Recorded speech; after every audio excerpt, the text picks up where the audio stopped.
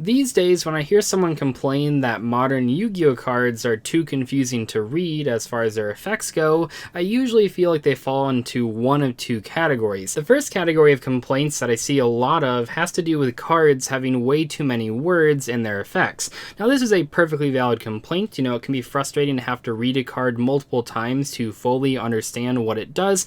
And then the second sort of category of complaints that I see is when people don't really know how to read Yu-Gi-Oh cards using problem-solving card text. Now, ever since mid-2011, problem-solving card text was added into the game for every single card. Problem-solving card text basically helps players understand what the cost of a card is, if it targets or if it doesn't target, and all sorts of really important rulings about the card's effect. This way of writing Yu-Gi-Oh cards has been a blessing for any Yu-Gi-Oh player that has a ruling question. Problem-solving card text is one of the best decisions that Konami has ever made about the game of Yu-Gi-Oh! That being said though, the last couple of years leading up to this change, cards were being written in a way that was pretty easy to understand. If you really want to find the most confusing cards, you have to go way back to the very beginning of Yu-Gi-Oh! The first couple of years, and then you'll find a whole bunch of cards with very, very strange abilities. In today's video, I want to take the time to look at some older Yu-Gi-Oh! Card effects and sort of talk about how they've changed over the years. These cards were written in a hilarious way back in the day. I mean, they're just really, really funny to look at. But what's interesting here is that many of the cards that we're going to look at in today's video, actually most of them, have actually not changed over the years in terms of how the effect works. They've only changed in how the effect has been written. So in today's video, I want to compare and contrast the original text versus the new text and kind of talk about what Konami kept in and what they might have cut. The first card that I want to talk about in today's video is Exiled Force, and I do want to mention here that many of the images in today's video are not as high quality as you're used to seeing. Basically, it is very difficult to find the original scans for these super old cards with these older text options, so just keep that in mind. In today's video, the images might not be as clear as you're used to seeing. Anyway, Exiled Force is a level 4 warrior monster in Earth with 1000 attack and 1000 defense. The original text on this card says, offer face up this card on your side of the field as a tribute to destroy one monster on the field. If this card is used for a tribute summon or this card is offered as a tribute due to other cards' effects, this card's effect is not activated. One of the reasons I like this card so much as a first example in today's video is because it shows what a lot of older cards did.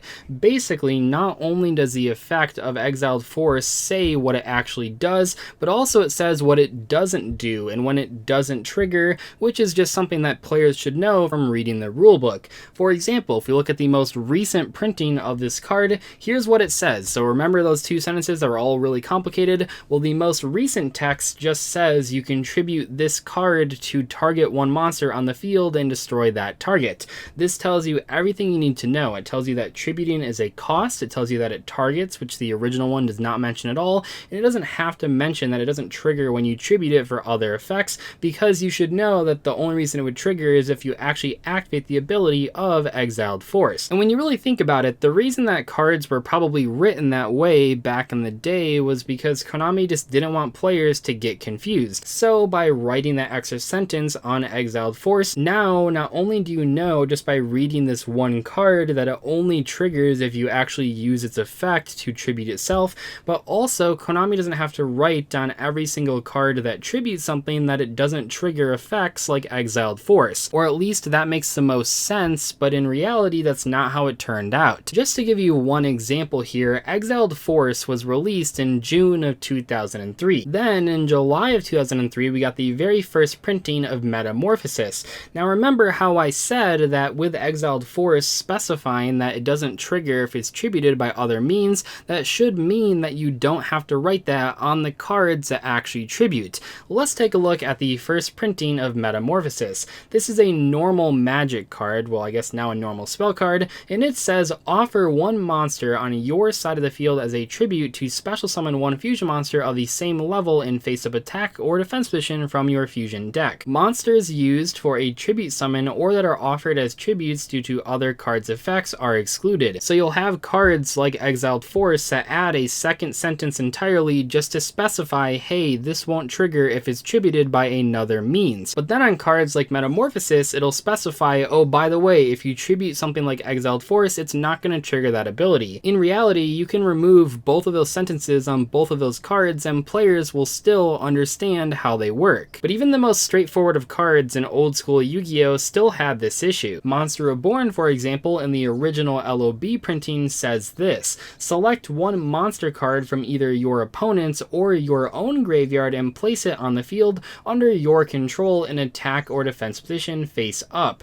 This is considered a special summon. Of course, a lot of this original text isn't actually necessary. For example, with special summoning monsters, Konami eventually figured out that if they don't specify the position or they don't specify if it's face up or face down, it basically is assumed by default that means face up, and also that you get to choose what position it's in. That meant on cards like Call the Haunted, they could clarify, oh, it is special summoned in attack position, and for cards like Shallow Grave, it says face down defense position, but for cards like Monster Reborn, you don't actually have to clarify that, which makes the effect a lot shorter. Compare this to the most recent printing of Monster Reborn that simply says, target one monster in either player's graveyard, special summon it. Monster Reborn doesn't have to specify whether or not it summons the card face up or face down, and they don't need to clarify if it's an attack or defense position because we get to choose. Instead of writing that information on each individual card that special summons like Monster Reborn, you can simply put it in the rulebook and make the text on cards a lot more concise. A lot of people, myself included, really enjoy the old school text of Reinforcement of the Army.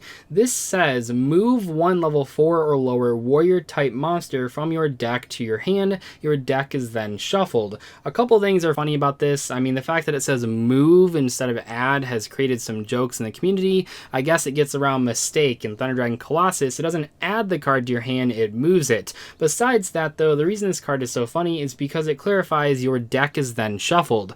Pretty much every single old school search card like this one, and like things like Sangan and Witch of the Black Forest, all originally clarified that after searching, your deck was then shuffled. Once again though, you don't really need to write that on every single card in the entire game that searches, but rather you can just put it in the rulebook and say, okay, anytime you search your deck, you need to shuffle it afterwards. But sometimes you probably should have more information on the card than you put in the actual rulebook.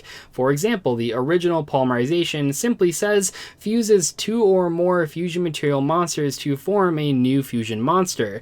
This does not give us a lot of information. First off, where do we fuse the monsters from? What does fuse even mean? How do you summon the fusion monster? All of these things were only found in the rulebook, which probably would be pretty confusing if you pulled this card from a pack and had no idea what a fusion monster even was. So the current text for Polymerization simply says fusion summon one fusion monster from your extra deck using monsters from your hand or field as fusion material. What's interesting with Polymerization specifically though is that I just showed you two extreme examples. The very first version of the card was extremely unclear but also very short, where the most recent version of the card tells you a lot more information while still remaining pretty concise. It tells you it's a fusion summon, it tells you it's summoned from the extra deck, and also it tells you that the fusion materials are from your hand or your side of the field. However, there were a couple more half steps between these 2 points. The card has actually had a lot of different ways that Konami has written its effect.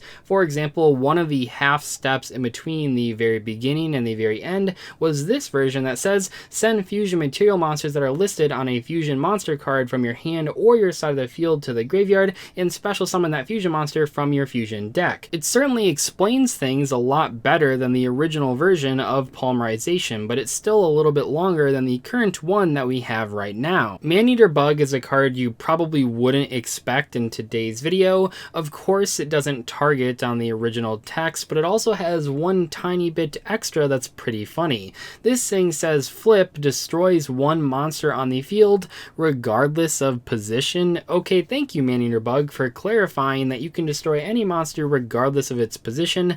Once again here, that is completely unnecessary. It just has to say destroys one monster and obviously add the targeting on there, but still a pretty funny old Yu-Gi-Oh card effect. And finally, Gigasaurus. Yes, the level 3 dinosaur earth monster with 1400 attack points and 400 defense. The original text on this card says you may treat the normal summon of this card as a special summon.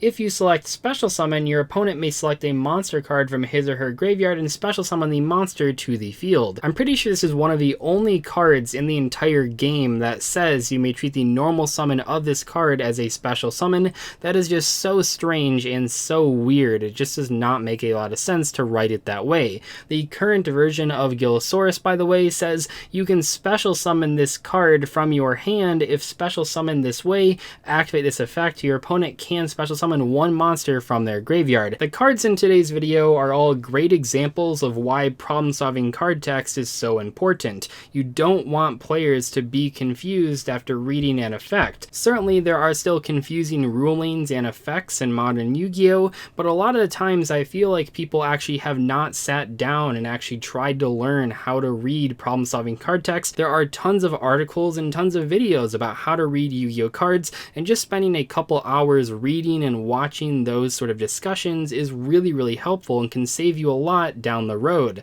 Anyway, hopefully you guys enjoyed today's discussion video. I'll see you in the next one. Goodbye.